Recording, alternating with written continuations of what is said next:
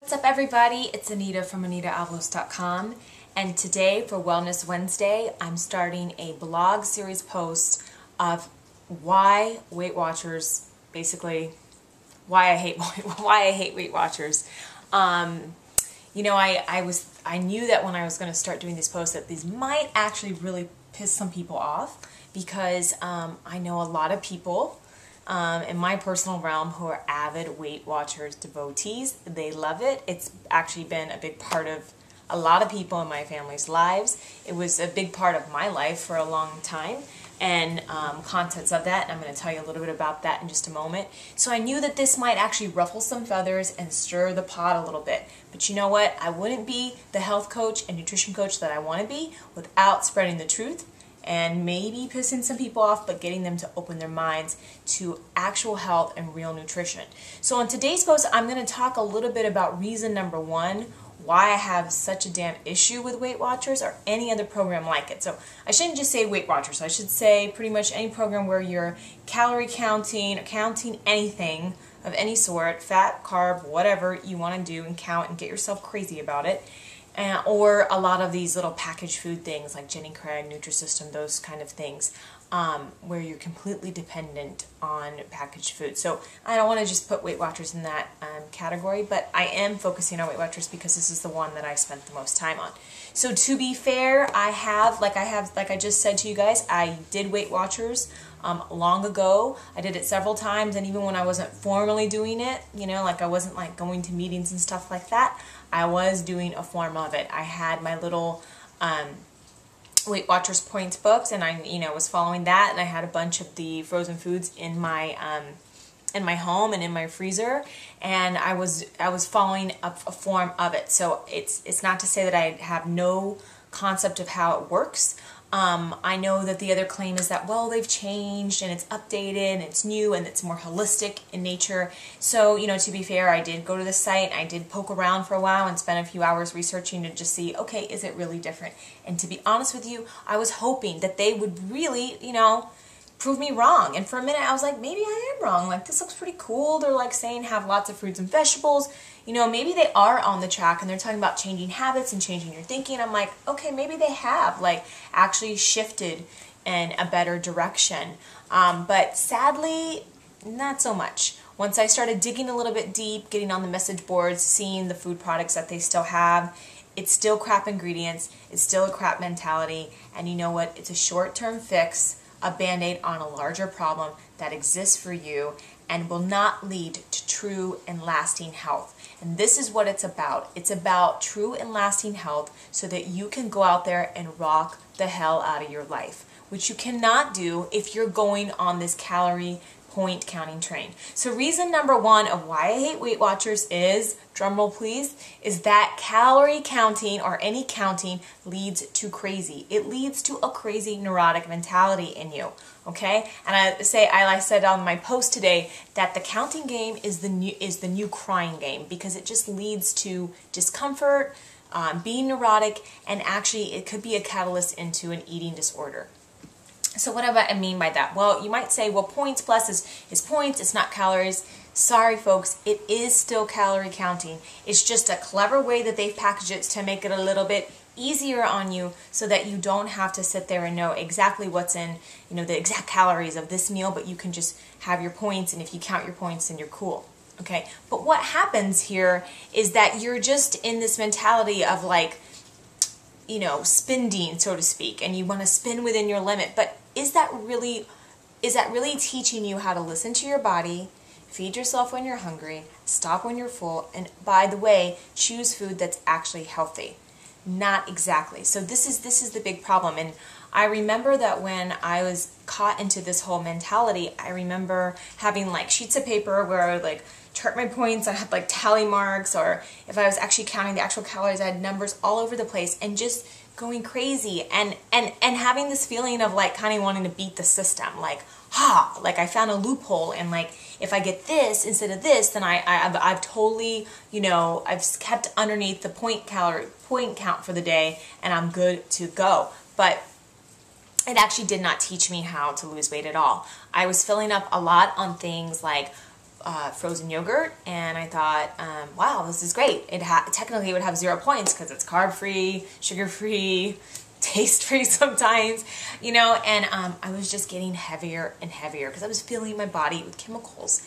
And, you know, actually one of the pictures I have, the picture that I have for the post today, I know they have like a thing with popcorn, and I remember at one time, right before my big surge into, you know, finally losing the weight for good, I was eating like, for lunch, I was like having this like light kettle corn popcorn thing, and I was like, oh, it's freaking great. Like the whole bag is only 4 points, and I was just blowing up. I mean, it was just getting bigger and bigger, and it was just crazy. It just made me feel neurotic because I was like, what am I doing?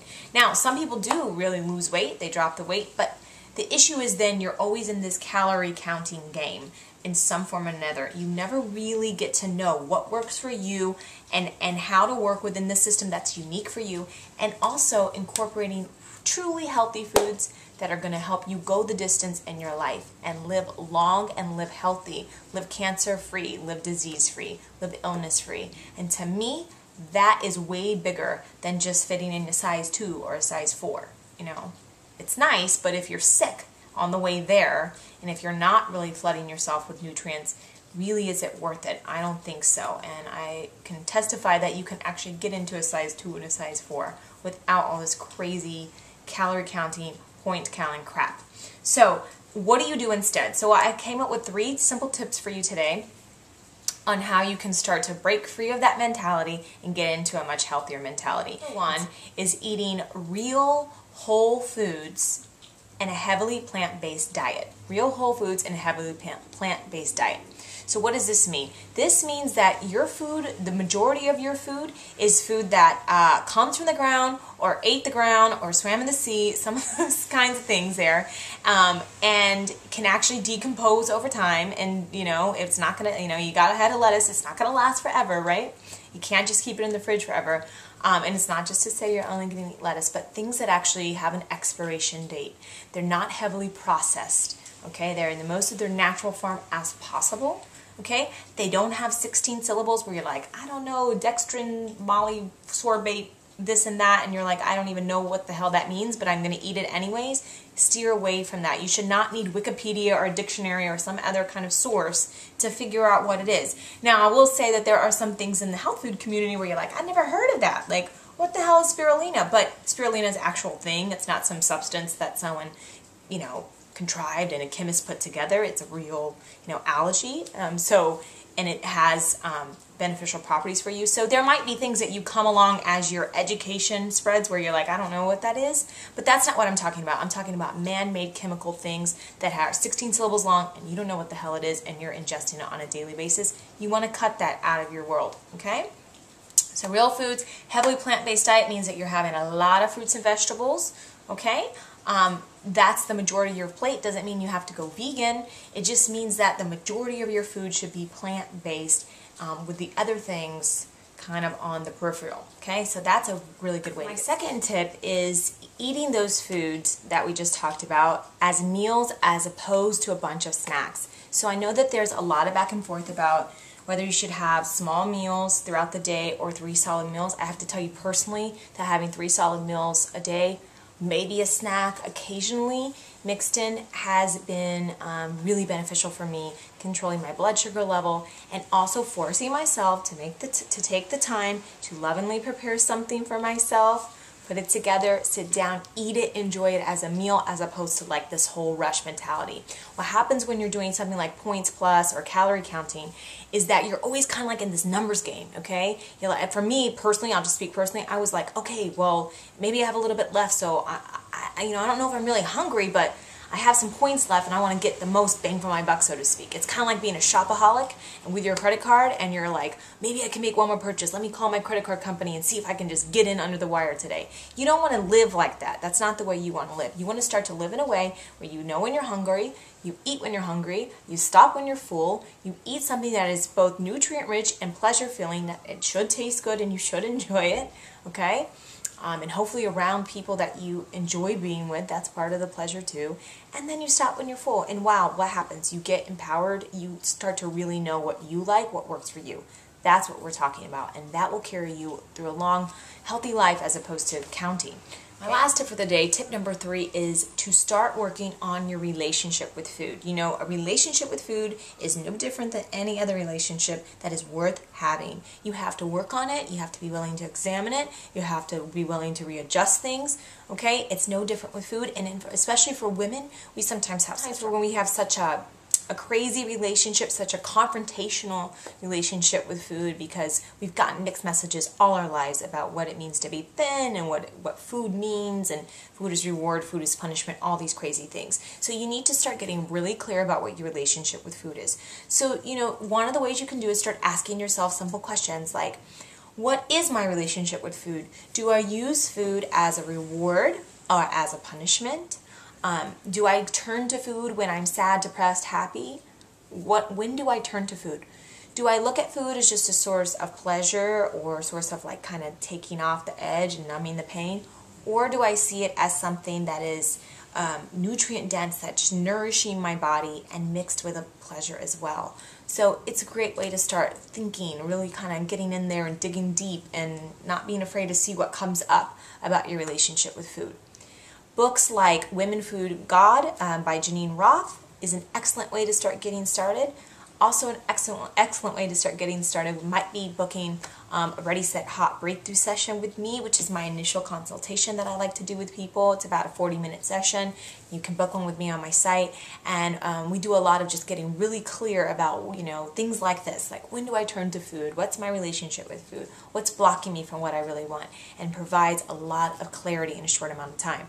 Okay, so again, I hope this at least got you thinking about how to cut through all of that calorie counting, point counting crap that really is just a band-aid to a larger issue. And what I want for you, what I want for each of you, is to live a life where you are happy, and you have a good relationship with food, and you start to know what really works for you. You're eating for health, you're eating for longevity. Yes, being a healthy, happy weight is important, no doubt. Yes, I am pleased that I lost the weight that I used to carry on me, and my life feels at such a higher vibrancy, but it's also the way that I did it. And the way that I did it finally is what has been the key for me to keep it off for over 5 years. It wasn't Weight Watchers. It wasn't any kind of crazy counting calorie. It was really digging deep, starting to eat real foods, starting to figure out what my relationship with food is. And you know what? It's an ever-evolving process. But certainly driving yourself nuts, counting things, is not the way to go. And it's just not a real way to survive in the world long term, in a way that you feel free, in the way that you feel like you know what works for you. So be sure to tune in next week.